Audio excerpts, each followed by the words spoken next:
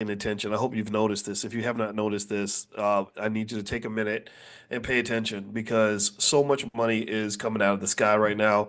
A lot of these cryptos that have just sat there dormant for, months or even years are starting to accelerate. There's one crypto I owned called Stellar Lumens, and Stellar Lumens literally, I think it went up 95% in one day or something crazy like that. You don't see that very often. And when that happens, you really want to take advantage of that and be a part of that. So do I think that there's still room to run? Yeah, I do. But you can't guarantee anything because, past performance doesn't tell you what's going to happen in the future. But I can tell you, I've made quite a bit of money this weekend with cryptos that I've owned for a while. And then the difference with crypto that I thought was interesting is I kind of treated this as what you call a momentum trade, where, and I don't even do a lot of trading. I do investing. I don't really trade that much, but in this case, I was doing a little bit of trading, and I traded based on momentum because I kind of felt that once everyone kind of started to see how much money is being made in crypto, everybody else is going to come along and jump on it. It's kind of a bandwagon-y sort of thing. And so I want you guys to be early to the bandwagon. The people who get to the bandwagon first are the ones who benefit the most from the bandwagon. And believe me, there is a hell of a bandwagon in crypto. There's a whole lot of money being made right now. And in fact, I'd like to know how many of you give me a yes in the chat if you're already kind of digging into this, if you're a part of this already. I hope I see a lot of yeses. I did a poll on my Twitter, and I want to say more than half of my Twitter followers are participating in crypto, which I think is great. But I really would like that number to be much higher. I'd like for it to be like 80, 90% or more. And I don't know what's stopping people from participating. I know sometimes it's just money. Sometimes we just don't have any, even an extra $20 or $50 or something. I get that. Maybe that's fine. But for those of you that do, those of you that can spare $50 or $100 or $200, I really think this is something that you want to pay attention to because, a lot of times when it comes to wealth and investing and money and all that, people are always like, well, where's the money? There is no money. It's so hard out here. The economy is so unfair and it's so rigged and the capitalism and all that. And I get all that. But when God gives you a blessing, you got to go pick it up. Okay, when money starts falling out of the sky, you don't want to be so caught up in the idea that there is no money that you don't actually take advantage of what's happening right in front of you. And so the ticker symbol for Stellar Lumens, the one I mentioned, it's XLM. You can actually buy it right there on Robinhood. And also, what I'll do is later on today, I'll send a list out of my favorite cryptos, like maybe a top seven list. I'll text that out to you today. So make sure you're on the text list. To be on the text list, text the word morning, MORNING, to 87948. So text morning to 87948, and I'll send you guys the list of my favorite cryptos, and we can kind of keep it going from there. All right. So I know I may not sound like myself. I know that because of the little cold. I hope that's okay. I hope y'all don't mind that. And I'm gonna tell you, like this weekend, it was crazy. My family had some medical stuff, medical emergencies, that we had to deal with, and then also I found out my friend, one of her best friends, one of my best friends, died in a car accident from a drunk driver this weekend. And like just got killed in a head-on crash with a drunk driver. And I can say it just makes me mad. I hate, I'm not gonna say I hate drunk drivers because I don't want to be a hateful person today, but I kind of do. My little girl almost got killed by a drunk driver, and I just really think that we should be angry about people that care so little about other human beings that they'll get behind the wheel of a car drunk. And and I don't know. I don't know. I don't know. Um, it's really just one of these things where it's so avoidable and it causes so much pain to so many people. And if you are a drinker, I would encourage you to be thoughtful about the fact that if you get in that car and you're in an accident, you hurt somebody, the world is going to hate you. A lot of people are really going to want to see you buried under the jail for the rest of your life. They want to take you away from your kids, take you away from your spouse. And I know a lot of people drink. I don't judge people who drink at all. I don't. But the ironic, and I know this is a little bit of a deviation from the financial stuff, but it actually links back. I'm going to link it back to the money part in a minute, but I want to talk about the human part first. Um, what's the paradox for me about drunk driving is on one hand, I've been very close to people who've been victims of drunk drivers. I told you my daughter almost got killed by a drunk driver. It was absolutely horrible. It happened on New Year's Eve actually, and she was in the hospital for many weeks. And then also, my friend's best friend got killed in by a drunk driver this weekend. And so on that end, I've seen just this painful tragedy. I know what kind of pain she's in, and my heart goes out to her and her family. I mean, it's just terrible, freaking terrible. But then the other side of it that really creates a paradox for me in my head is that I've known good people, whatever that means, who have actually gotten a car, when they've had too much to drink and driven their car. And for both of those people, they've never had an accident. They didn't kill anybody.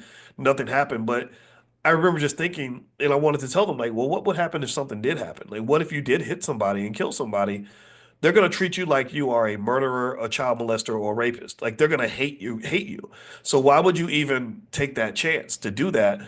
And I think also then there's like the rest of us, right? There's the victims, and then there's the perpetrators, and then there's just the rest of us who sit back and say, like, what's going on here? I personally think that what this speaks to is perhaps we should be more diligent about getting in people's faces when they are about to get behind the wheel when they've been drinking too much. A lot of times it's easy to kind of look the other direction and just say, well, that's their business, right? But maybe that's a call for us to be more involved with this. I don't know. Again, I'm not here to preach or nothing like that. I know we're here to talk about economic elevation, financial consciousness, which by the way, we are gonna actually I'm gonna connect that. I want just to show you this is one of my superpowers. I'm able to actually see the economic background in almost anything. So I'm going to actually connect that in a minute. But to finish the point on that, I remember one time I got into a big fight with y'all know me. I've been in fights my whole life. I'm a fighter. I can't help it. It's life. And I got into a big fight one time with this other professor at Syracuse. I was on the listserv for the students that were in the Black Law Student Association. And they would send out these emails, and they would email all the young students who were in their, early to mid 20s because they were law students. And I was maybe 35 years old at the time. And I couldn't help but notice in every single email, there was a conversation about alcohol. Liquor will be served. Come to the after party, or we're doing a happy hour. Everything was liquor, liquor, liquor, liquor, liquor, liquor, liquor. So me being this is the younger Boyce Watkins. This is the unfamous Boyce Watkins, whatever. I don't even know if I'm famous. I don't even want to, I don't think about that kind of crap. But this is before anybody really knew a lot about who I was. But people on campus kind of knew a little bit about what I was doing at the time. So me talking, that was when I was learning the power of my voice. I did not know that if I said something just in passing, that some people were really going to hang on to that. And so I just replied very politely. I said, can we possibly do some kind of event after school that doesn't involve alcohol? Like, does everything have to have liquor attached for us to enjoy it? And so the guy gets mad. He gets really offended. He's like, "Well, they just want to have fun and da da da da da." Da." And I said, "Yeah, but then I start feeling. Then I start getting triggered, right? Because I got my trauma. I don't like being bullied. That's one of my trauma responses. So when you try to bully me or shut me down, I my back stiffens up real fast, right? So I kind of came back and said, I said, okay, well, let me give you some stats. I said, did you know that X percentage of the legal profession is alcohol, alcohol or alcoholics? So there's a big alcohol problem in the legal profession. You're literally like a Pied Piper guiding these kids down to a life of destruction. You do know what alcohol does. You know, alcohol was labeled the most dangerous drug in the world because it destroys more families. It has a greater economic cost. It'll cost you your job. It'll cost you your life. It'll cost you your physical health, mental health, everything, right? So I'm just going down the list. I'm like, oh no, you're not gonna play me like that. He and I kind of went back and forth, and he was really mad at me. But here's what I didn't realize at the time. There was a time I had gone to lunch with this guy, and I sat there and watched him at lunch down like 6 drinks before we even got our food. Right. So in hindsight, it took me years to figure this out. You know how you replay something in your head and it finally comes together? It took me years to realize, oh, that's right. The reason he was so defensive is because he was an alcoholic himself. And to indict myself in this as well, I saw this man drink to the point of really possibly probably being drunk. And I got in my car and I went home, and I didn't realize that he got in his car and drove home. right? So what I'm asking, what I'm mentioning to everyone else, I was guilty of this too. I should have said, no, you're not getting in the car. You like this. I didn't even think about it. I just went home. It's like whatever you want to do with your life is what you do. But it affects other people. So anyway, if you want to look at the economic implications of this, the first thing I'll tell you is that alcohol is labeled, if you look up the studies, it's labeled as the most dangerous drug on earth. Part of the danger is they start with the economics. The economic cost of alcohol consumption and alcoholism is in the trillions. It's in the trillions. And because what the economists do is they add up the dollar cost of days you miss from work because you're hungover, the dollar cost of the accidents, people being killed in drunk driving accidents, the dollar cost of the medical bills that pile up because you're putting poison in your body on a regular basis, the dollar cost of just broken families and all the trauma that you put on your kids because the daddy came home drunk today and decided to punch everybody in the face, just stuff like that. And as a black man, it was really weird for me too because black men, let's just be honest, brothers, we are a little bit too loose with the liquor. Like we kind of think that that's okay. The liquor and the weed, that's all it was. Everywhere I turned, it was like getting high and getting drunk all the time. And I had to confront black men in my life and say, like, why in the world would you, as a black man, in a world that really wants to kill you, the police want to shoot you, the cops the other cops want to arrest you, the world already wants to have a reason to disown you. You have all these responsibilities, and you think you can handle these responsibilities better by being high and drunk all the time, with your consciousness being at an all-time low. Literally, a drunk and an alcoholic is an easy target. And this is the thing, I probably sound a little Malcolm X-y right now. I love Malcolm, but I feel like the black man is at war from the time he's born. I feel like you are in a battle, you're in a competition. And I've never seen any competition where you are better equipped for the competition when you're high and when you're drunk all the time. I've never seen a competition where you're more likely to win, whether it's a basketball game or a sword fight, where you are better off when your consciousness is low, your awareness is low, whatever. And so when I would see things like police shootings and some guys like drunk off his butt and then something bad happens to him, of course that shouldn't have happened to him. Of course he was a victim to some extent, but also in the way I see it, and this ends up offending people, is I say, yeah, he was victimized by more than one person. He might have been victimized by the person that harmed him, but he also was victimized by himself because because I hang out. I love to talk to guys from the Nation of Islam, and they don't do silly stuff like that. You're not gonna see 99.9% of all the brothers from the Nation of Islam I've met. You're not gonna see them just hanging out in the corner with a liquor bottle in one hand and some fentanyl in another, just chilling and waiting for something to happen. No, they're alert. Their consciousness is high. They are prepared. What's wrong with that? What's wrong with that message? What's wrong with saying that perhaps as black men and black people, period, this goes for women as well. What's wrong with saying that we need to train our kids to be ready? What's wrong with preparedness? What's wrong with accepting the fact that don't nobody out here love you? It's just what's wrong with me saying like, hey, you know what? They don't love you. They're not going to protect you. You have to protect yourself. They're not going to save you. You have to save yourself. What's wrong with that message? This perpetual victimhood is something that I am adamantly against. Sure, if you're a victim, I'm going to empathize with you. I'm going to give you some thoughts and strategies and support you in every way that I can. But I'm not into the whole poor baby model of life where the same mistake gets made over and over and over again. We have seen how many black people have died, how many families have been destroyed, how many opportunities have been ruined by alcohol and drugs. But yet we just think it's just supposed to keep on happening over and over and over again. And nobody ever stops and says, okay, when are we ever going to learn from some of this? When are we going to learn from the death of Whitney Houston and the billions of dollars in black wealth that was destroyed? No, y'all celebrated Whitney and Bobby up until the day they died, or until Whitney died. Bobby didn't die, but Bobby Christina died, right? What about DMX? A guy who should have also been a billionaire, dying from a drug overdose when everybody knew that guy was on drugs for 30 or 40 years, but everybody looked past it because he made good music. R. Kelly should be a billionaire, but R. Kelly's in prison because he had a wide open diagnosis of severe mental illness that nobody ever challenged him on. And as a result, you see all this wasted wealth, all this wasted potential. So the point of the matter is to say that if you really want to talk about the wealth side of these things, a person that is determined to grow wealth and to protect it is the person who thinks about every single habit that they have that could be detrimental to their economic growth. Every single thing.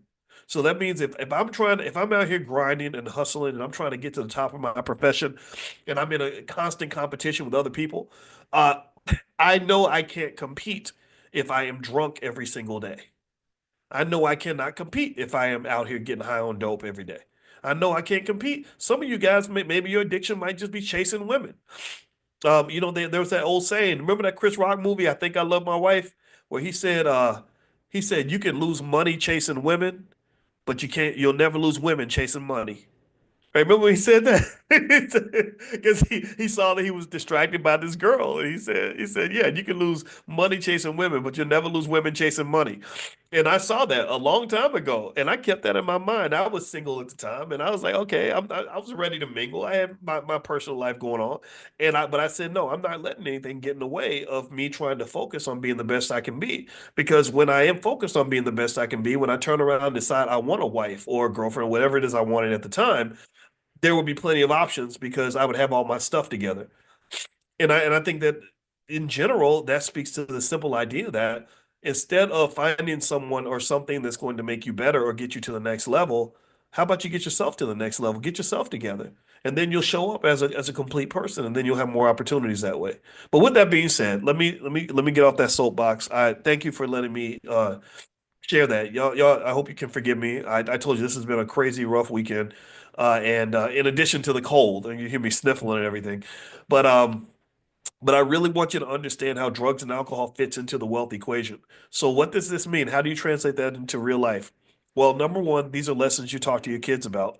One of the best things my father did was he showed me the consequences of drugs and alcohol at an early age, and I never ever participated because I saw the consequences. I saw a lot of cousins and uncles and people like that were missing opportunities because of the alcohol and the drugs. Number two, I think it speaks to if you're trying to get married or find people that you want in your family as a spouse or as a business partner, you got to watch those little habits. A drunk, my dad was a police detective. Detectives, in case you don't know, detectives are very observant people. That's one thing good detectives can do. And my father was a good detective. He was the head of many departments of the police department. I remember him running crimes against children. He ran that unit. He ran the SWAT team. I remember him running. He was a detective. I remember him being a commander of like the biggest, most crime-ridden district in our city. So he has a lot of experience there. And one thing I remember my dad saying is he said never tell your secrets to a drunk. He said because a drunk will tell all your secrets. They're gonna get drunk and they're gonna spill the beans. So so I remember him saying that. But then also I'm thinking as you're choosing who to partner with in your life, I think it's very important to choose people that have good habits, right? Because, if you are married to someone who has a problem with alcohol and drugs, then those problems will definitely spill over onto you. They will be very expensive. Number one, going to the liquor store or to the dope man, that's always been costly. But then they can also be costly in terms of missed opportunities. Because remember, money is a type of drug, actually. It releases dopamine in your brain and it kind of gets you all excited and everything else. Love is kind of like a drug. Love also leans on dopamine, but love and money can't really compete with artificial drugs, with just sort of artificially produced chemicals, because they lead to dopamine spikes that far exceed the dopamine you get from loving your kids or the dopamine you get from going out and making money or being successful. So what's going to happen in many cases, and what I think happened with my own father, is that the dopamine from the drugs exceeded the dopamine he would have gotten by being around his son and or doing whatever was required to keep our family together, right? So drugs is kind of this terrible thing that's been done to the black community. Alcohol's right there with it, and I bet most of us can think about tragic things that have happened while people were under the influence. In fact, I bet you that the penitentiaries are filled with a lot of individuals who made their worst decisions of their lives while they were under the influence. And so I would say that if you want to protect wealth, grow wealth, build wealth, or whatever, don't do like a lot of some of the rappers do. Some of the rappers think they can get rich and still stay wealthy while going to the club, getting drunk, punching people out, getting in all kinds of stupid situations, because that leads to lawsuits. Like the rapper Lil Baby went on to not Lil Baby, I'm sorry, Da Baby. They all want to be babies. I don't know why they want to be babies. That's weird. But anyway, Da Baby was on Breakfast Club, and he spoke about how he had this whole thug culture, beating people up, keeping it real, and all this. And he found out that, oh, people can keep it real with you in a lawsuit. So they'll come in, they'll want you, they'll go up and provoke you. If they know you're drunk and they know you're alert, you're not very alert, and they can piss you off easily triggered, then they'll just step on your toe. Then next thing you know, because you want to keep it real, you punch him in the face, and then he'll hit you with a $10 million lawsuit. I don't know about y'all. How many of y'all would take a punch to the face for $10 million? I know I would. I know I would. Would anybody else? If I was giving out $10 million checks, all you gotta do is let me punch you in the face real hard. How many of y'all would take me up on that offer? Would you? Yes or no? Yes or no?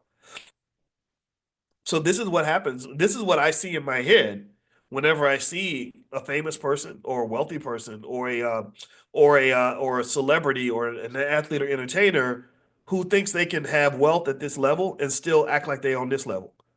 You know, who can still who can have the money to be in the penthouse but still want to be on the street.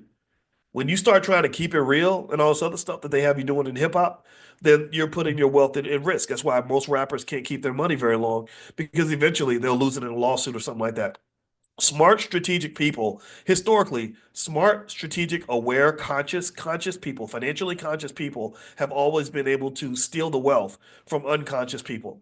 Just no different from the way a drunk person who falls asleep in the alley is laying there as a victim. Somebody can easily walk up to him and pull the money out of his wallet because you're laying there, you're drunk, you're asleep, you're unconscious, you don't know what's going on. So a conscious person who's been watching you all night, who's been very conscious of your behavior, can say, "Oh, there he is. He's drunk now. He can reach down in your pocket and grab your money." Another example, if you notice in a lot of nightclubs, you'll have everybody comes to the club to get drunk and get high and have a party. The nightclub owner walks around and is filling up everybody's liquor bottle. Hey, have a good time. Get him another bottle. Oh, you having fun? Oh yeah, okay, good. Just have fun. Da, da, da. And then what you'll notice is that the nightclub owner himself is not drinking anything. He's not taking any drugs because he wants to be fully alert. So he goes upstairs, he's counting his money. He's looking out on the dance floor and seeing all these drunk high people who are making him rich. Goes back to Ice Cube and that song Dope Man when he said, "Don't get high on your own supply." This is true, and then you've got the big dope dealers. You got the people that run these social media platforms. Has anybody ever seen the studies that show how these social media platforms operate? They operate on dopamine injections. The dings and the beeps and the buzzes and the scrolling, it's all built on the same thing that turns people into gambling addicts. Same addiction, same everything, same process. You're being trained like Pavlov's dog. Look up Pavlov's dog. If you don't know about Pavlov's dog, it was this dog that was used in an experiment where they trained the dog to salivate every time he heard a bell because he associated the bell with food. So he had this anticipatory kind of excitement about the food that was coming because he'd hear the bell. So they're training you like dogs. That's what social media is designed to do. All this, Pavlov's dog is the foundational theory behind how they built social media, how they get people addicted to Facebook, get you addicted to Instagram, get you addicted to Twitter, TikTok, whatever you're addicted to. It's all built on Pavlovian psychology, which connects to gambling addiction, which also connects to social media addiction.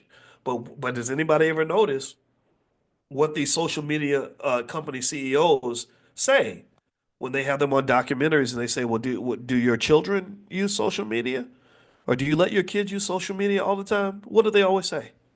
Answer. They say, "No, no, not my kids. No screen time after 8 o'clock." Or no, I keep my kids off social media. Oh, I don't use that stuff. Well, that's a problem, right?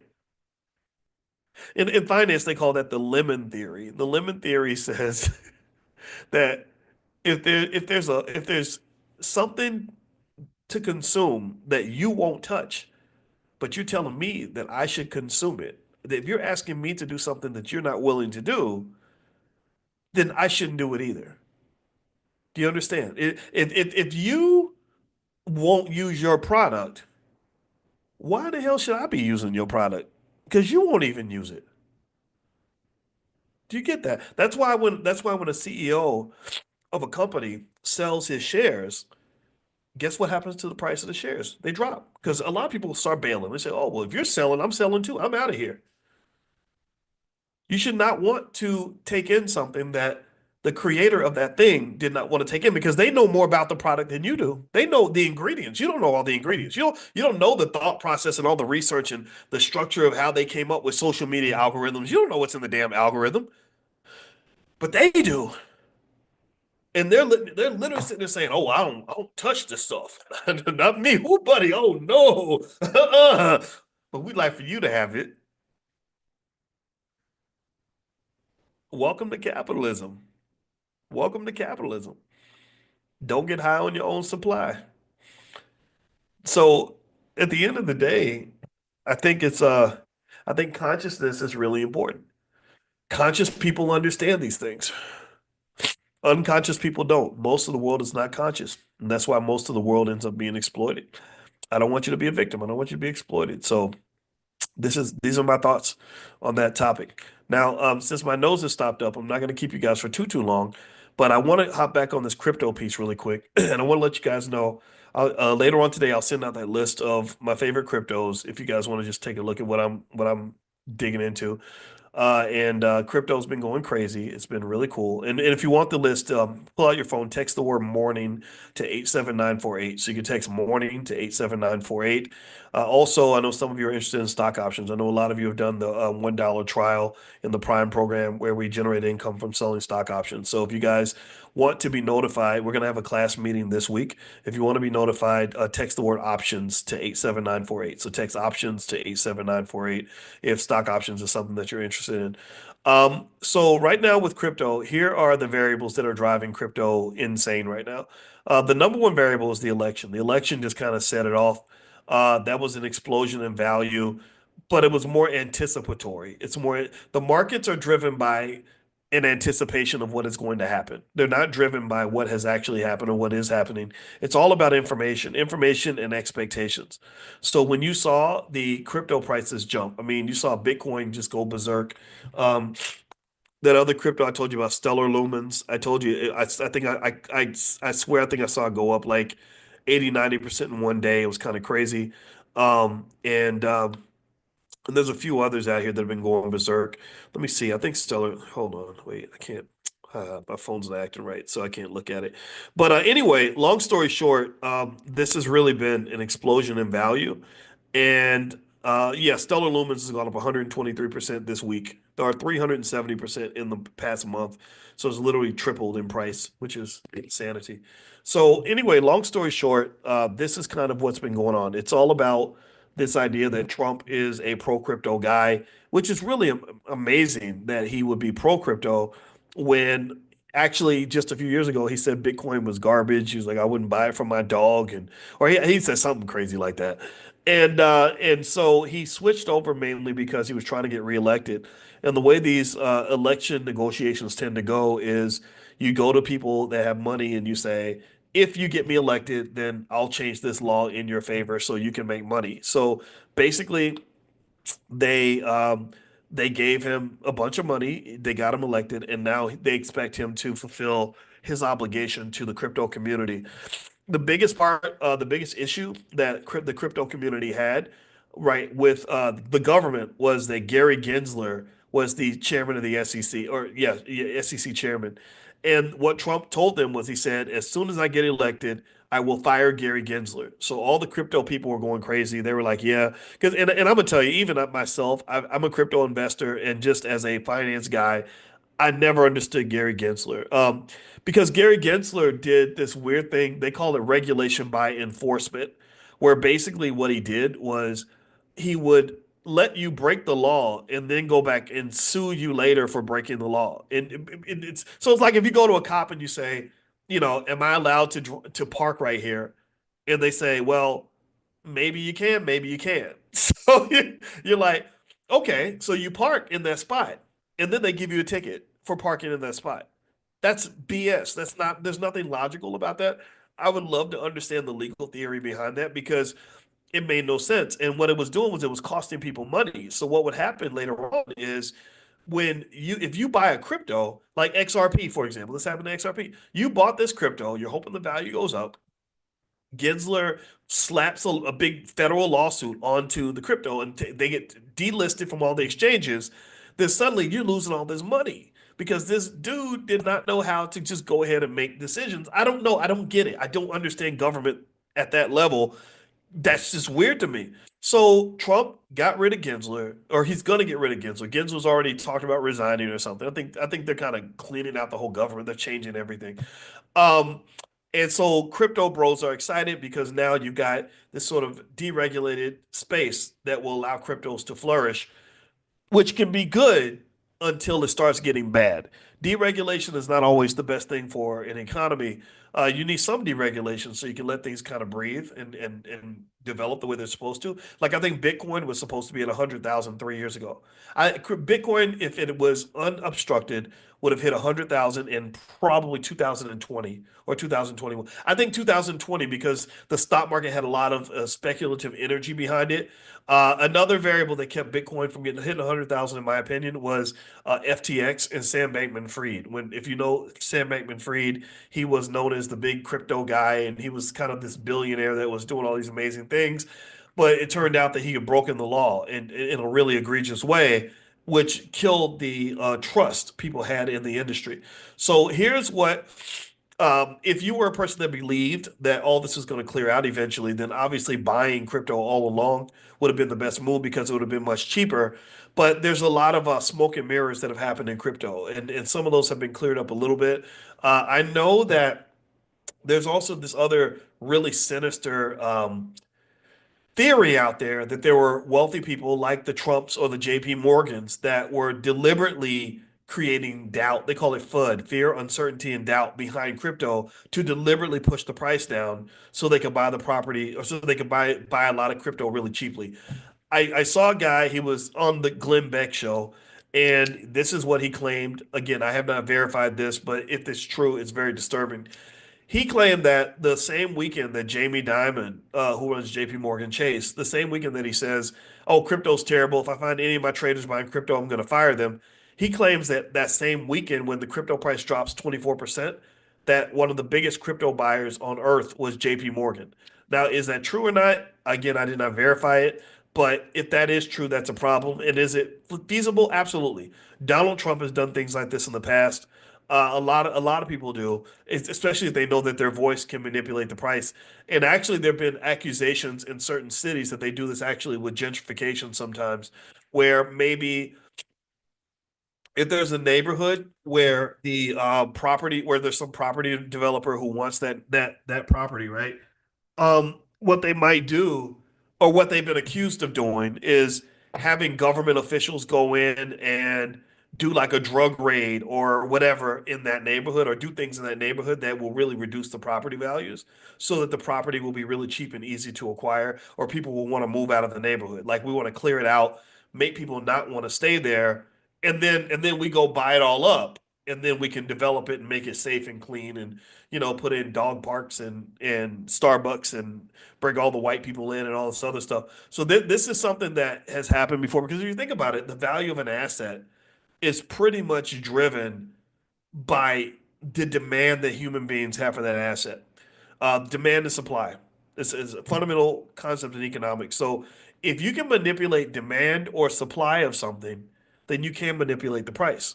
So if I want to buy something cheap, then maybe what I do is I do something to undermine the demand, which is going to reduce the price, or maybe increase the supply somehow, whatever, which also reduce the price. And then I can go buy it all up. And if I can then get to the point where I control supply and increase demand, then guess what? My price starts ticking up. I start making money. I don't know if y'all know this. This is the last thing I'll share before we go, because it's always awkward for me to talk with a stopped up nose. And I appreciate all of y'all's recommendations.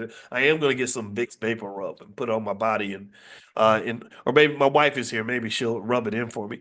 And I'll be better by tomorrow. Hopefully, I'll be watching football all day. That's what I'm gonna be doing. But anyway, oh, by the way, speaking of football, anybody see my Ohio State Buckeyes show up yesterday? That was great, right? Anyway, all right. So here's the last little thing I want to throw in there. The last little thing is De Beers diamonds, right?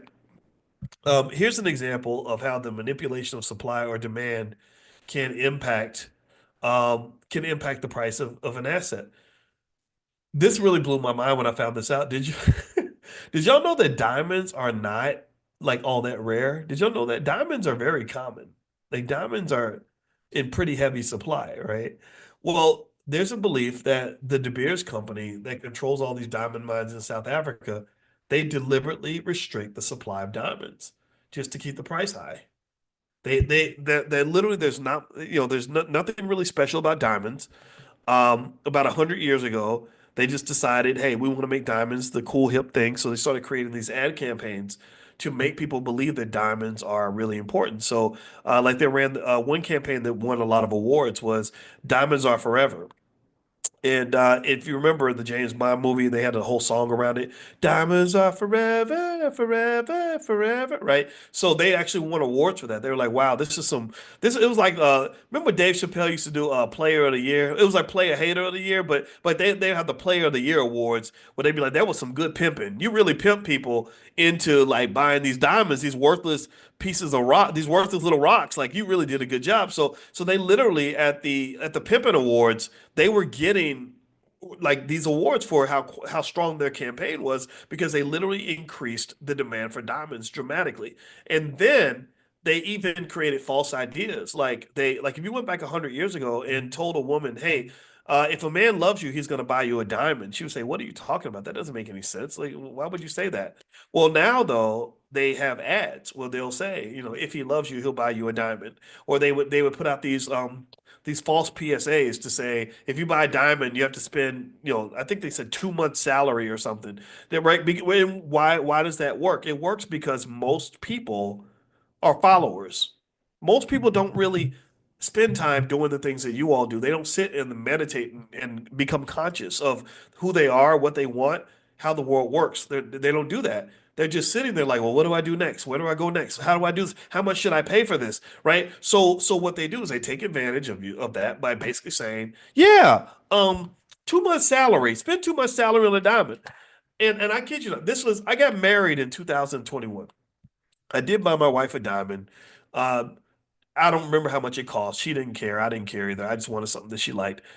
But that was not my first time getting married. I don't know if anybody knows. If you've been following me for a long time, you would know that that was not my first time. Well, sorry, it was not my first time getting engaged. I only got married once, but I did get engaged to a really awesome lady, and I proposed to her in 2007 on the Wendy Williams show on the radio that she had in New York. And because Al Sharpton was coming on right after me, I think he was a little bit pissed because when I proposed, it kind of took up all the rest of the airtime. But anyway, long story short, um, I remember at that time I was on the faculty at Syracuse, and she was such a nice lady. I had so much respect for her. Nothing, never.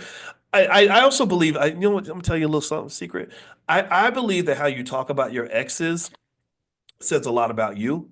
So if you say that all your exes were terrible people and horrible and crazy and ridiculous, you got to be really careful because you might really be talking about yourself. So because remember you chose that person and there's a reason you chose that person. Some of y'all that might be a little heavy, but just understand that. So you won't really hear me talk. I do have one ex from college that I can't say nothing good about that lady, but this ex, I mean, wonderful lady, just whatever. I won't go into why we didn't go through with it, but anyway, it happened. So long story short, when I remember going to the diamond store and trying to figure out like what kind of ring to get, and they were like, "Oh yeah, you got to spend 2 months' salary." Now here was at that time at Syracuse, I was making $10,000 a month, and even after taxes, I was bringing home about seven, maybe I guess 6,500.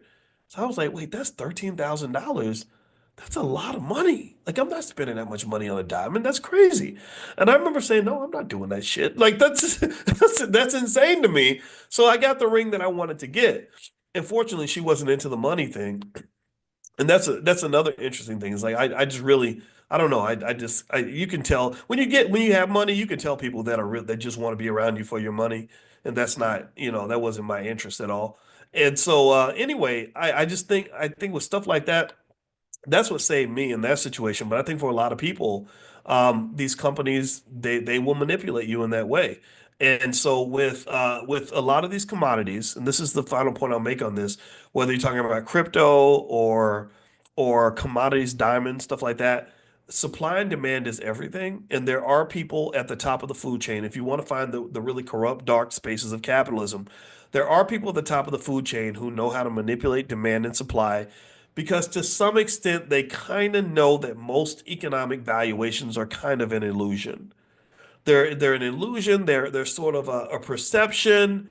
They are an outcome of a process, meaning that the reason that someone will tell you that, okay, this house that used to be 500,000 is now worth 700,000 is because they look at the last transaction that someone was willing to pay and they say someone was willing to pay $700,000 for this house, so that's what it's worth right now on the market. That's what it's worth in the real world, if you consider the market to be the real world. But that's not the only world, right? You also have what you might call intrinsic value, where you say, well, no, wait, that's crap. Wait, there's no way this house is worth 700,000. Let me give you an example. Did anybody see, give me a guess if you saw this, there was a banana duct taped to a wall in a painting called The Comedian that was auctioned off. And this banana duct taped to a wall, I kid you not, auctioned for $6.2 million dollars. There was nothing fancy. It was not a fancy banana. It was the duct tape was regular duct tape. You could buy it at the at Home Depot. Um, it was just the wall, like a plain wall, and then literally a banana duct tape to a wall. It's called The Comedian. It auctioned for 6.2 million. Now it sold in Art Basel originally for 120,000. That right there is insanity. But 6.2 million is like, what the hell? This is crazy, right? So here's what's interesting, right? You might say to yourself, okay, that's for some people, some of you are just gonna say that's BS. That's crazy. Like what, why in the hell would somebody that's not well, that banana duct tape to a wall ain't worth no damn 6.2 million. And you are right. You are right. But here's the thing. You're right and you're wrong.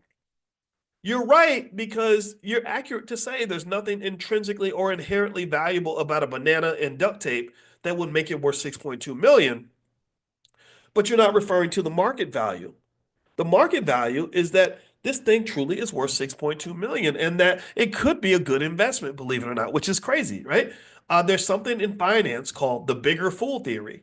The bigger fool theory says that something is a good investment if you can find a bigger fool who will pay more for that thing than what you paid. So the person who bought that banana duct tape to a wall for 120,000 was looked like a damn fool. Like, why in the hell would you pay $120,000 for that? Well, he had his reasons, and I can actually go into the reasons why, but we won't talk about that for sure. But but he's looking pretty smart right now because he can say, "Yeah, you make fun of me, but I just did the flip of a lifetime. I paid $120,000 for a banana duct tape to a wall. I found a bigger fool willing to pay 6.2 million. I didn't need to get everybody to agree that this banana is worth 6.2 million. I don't care what you think. I didn't need to get 99.9999999999999% of the planet did not have to agree that this banana is worth 6.2 million. I only needed one person. He got one person to pay 6.2 million for the banana duct tape to a wall. That creates a whole separate reality that looks pretty real inside his bank account. It might seem crazy and fake and bogus to the rest of us, but it's very real because he had to put 6.2 million in his bank account, which means he made a profit of what, $6,080,000 from that transaction. Do you see what I mean? So do you understand how valuation can just be ambiguous? It's a sneaky little thing. It's like kind of weird. And I personally think that it's maybe one of these things where, I mean, I'm assuming at some point somebody will realize that a banana and duct tape to a wall is not worth 6.2 million, but remember the art world is also weird too. First of all, a lot of the art world valuations I think are driven by money laundering. I think there's a lot of money laundering that takes place in the art world. But then number two, um, there are certain elements that regular people like you and I really can't relate to. I say you and I because I'm not a person that collects art. I don't. If the painting looks really nice, I'll buy it, but I might give you $200 for it, maybe three. But I'm not one of those people who's going to spend $100,000 on art. I just don't do that. But maybe I don't have enough class to know, $1 million paintings when I see them. But anyway, a lot of the reason that this banana duct tape to a wall sold for so much is driven a lot by like the authenticity of the art, right? The artist will sign a document saying this is the only depiction of banana duct tape to a wall done by me or something weird like that. That has value. The artist's reputation. the person who did it, if they have a reputation. Like if I just decide, like if I decide I want to run a discount and say, hey, I got a banana that's scotch taped to the wall, and I'll sell it to you for a massive discount. I'll sell it to you for $3,000. It's not going to matter if it comes from me. Do you understand? Like what matters is that who it comes from, right? That's why Kendrick Lamar can drop a verse that would have tremendous value relative to like some unknown artist who says the exact same thing. It's not going to have the same effect, right? Kendrick Lamar could vomit and spit on an album, and people would say, "Oh my God, that was so brilliant," because it was Kendrick Lamar. You know what I mean? Because Kendrick is known as this brilliant artist, and even if people don't understand it, they sort of fill in the blanks. They say, "Well, if Kendrick said it, then there must be something deep there that I just haven't seen yet," right? So ultimately there's some of that happens in art, right? So it's who did it, it's the authenticity, and then there's like a couple other variables that can actually give an argument as in terms of why people would pay so much for that. But I'm gonna just tell you the truth. I'm one of those people who looked at that and said, "What the hell is happening?" What was it? And in fact, actually, there was one argument to be made to say that the art might have been a display of the absurdity of the art world. That because people are so caught up into being trendy, that there's somebody out there willing to pay $6 million for a banana duct tape to a wall. There was actually one artist. Did y'all see this? Where there's one artist who literally had an invisible painting. He literally had to think there was nothing there, and he sold that for like all this money. I think it was in the millions. He literally was like, "There's nothing there." But if you remember, anybody remember that Chris Rock movie Pootie Tang? Which I don't know if I'm like the weirdo, but I thought Pootie Tang was like the funniest movie ever. Did anybody see Pootie Tang? Sarate. Capital. Anyway, so Pootie Tang, you gotta watch. If you haven't seen Pootie Tang, look it up. Write it down. Pootie, Pootie Tang. In Pootie Tang, there was a part where everybody loved Pootie Tang so much that he made an album with no music, no words, no nothing. It was like 3 minutes of complete silence. And people were like going crazy and crashing their cars when Pootie Tang put out his new song because he was so cool that he could make an album with no words and no music. So this is kind of what art does. I think art makes people a little bit weird, but it is what it is. And one thing, one of the points we made on that is that because valuation is so arbitrary, it can be manipulated. There are people, and I would almost say that these individuals are people that use heightened financial consciousness for sometimes malevolent, harmful purposes. But there are people that will manipulate valuation of an asset so they can make money. So just be really careful about that. It all comes back to supply and demand. If someone can manipulate supply and demand, then they can create value. And this is one area where this is where wealth comes from. One last example. I got to throw this in there. Donald Trump, Donald Trump's company, DJT, Donald Trump Technologies, or whatever it's called, is a crappy, worthless stock. It's the company is does not generate much revenue. From a fundamental valuation perspective, using the valuation models we did, when I was on the faculty of Syracuse, there's no argument to be made that this stock is worth billions of dollars that it trades for on the market. But Donald was able to create $6 billion in wealth for himself by just putting the stock out there and letting people buy it. And so if you take the number of shares, multiply by the price per share, that gives you the value of the company. He pretty much created this out of thin air. And now that that life has been breathed into his career again by him becoming president of the United States, now some of what used to not be real is suddenly real. That's the interesting thing, that sometimes things that are not real can be made real by someone just breathing life into it. And I think that's really true for whatever you're working on. So you got to remember that whatever you are doing, the value of that thing is deeply connected to how the perception that you have of the value of that thing. And then over time, as you can communicate that value to others, then people will see the value. Like the name Boyce Watkins, there was a time when that name meant absolutely nothing to anybody. Nobody, people say that name and it didn't mean anything. But now it does mean something, and I would dare say that maybe I was one of those people that helped breathe life into the value behind their name. So like, but I'll tell you the truth, like now, even to this day, sometimes I get kind of freaked out when someone will say my name and my name carries all this weight, and I'll be like, wow, that's so crazy how that happened because it wasn't like that a few years ago, right? So find something in your life that you want to have value, breathe value into it, and also understand that the wealth that is in your possession, a lot of the value that you possess is going to be determined by what you do and what you believe in and who you choose to be. So go be that person, and don't, again, don't use the consciousness in a negative way or in a way that harms people. I'm not, I don't advocate for any of that, but in an ethical way, create your own value. You're making everybody else wealthy. You breathe value into their life. You breathe wealth into the corporations. We breathe wealth into the prison system. We breathe wealth into these universities. So all I'm saying when I talk to you guys about things like buying stock for your kids for Christmas or doing the $5 a day plan or engaging in financial literacy on a regular basis, I'm simply saying take the stuff that you're doing for everybody else and just do it for you too. Just make sure that you also are a beneficiary of all of this economic life that you're breathing into these entities that exist all around you. Got it? Does that make sense? I hope that makes sense. I hope conversation was helpful to you. Two things really quick before we head out. Number one, I'll send out that link one more time if you want to do a free trial in the stock options income program. If you want to get that link, get on the text list. Text the word morning, MORNING, to the number 87948. So text morning to 87948. Number two, I will also send you out a list of my favorite cryptos this afternoon. I'm going to go lay down a little bit. I'm feeling kind of woozy again. So let me go take care of that. But then later on, I'll get up and I'll send you a link. And I'll also send you an invitation to join us for options class if you want to join. If you want to get on the list for those that are interested in stock options, you can text the word options to the same number, 87948.